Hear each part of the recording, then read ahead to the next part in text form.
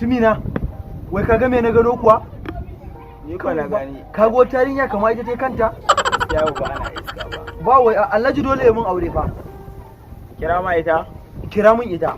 Je ka kira mun ita. Kan uwa. Ai ba zan gani abin nan ba ai.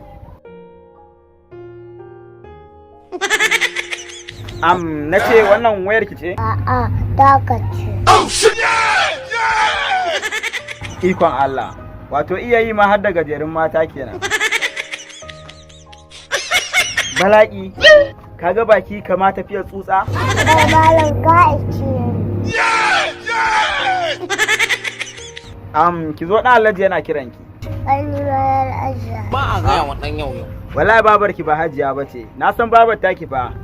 Ba har gidan Laure mai dan wake bace?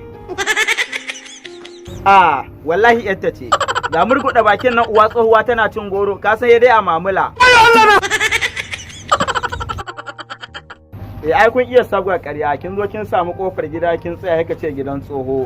Kin zo kina wani shashafa. Wayan nan ma ban yadda taki bace ba. Lokacin da babarki tana tallan karago, ba zan taɓa manta ba, ta yi tallan kalwa, karago, kuli-kuli. Kai babarki fa har rogo ta siyar, ba za ki faɗa min babarki ba. Yar duna da ita kenan kin sha mai, kin zo dan ma an ce da Allah yana kiran ki. Za ki dangwala arziki ki bar arziki, wai ni ma yar hajja. Da dai ba mu san babar taki bane. Kin ga malama da Allah yana kiran ki. Amma ku kin ji takalmi, uwa aje tallan dankali.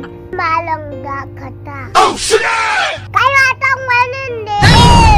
Ka kalle ka fa. Kai ba tan gidan Malam Audu ba ne. Babu calikin baban. Ko fantan aula aula. Wani abun kunya bai ba.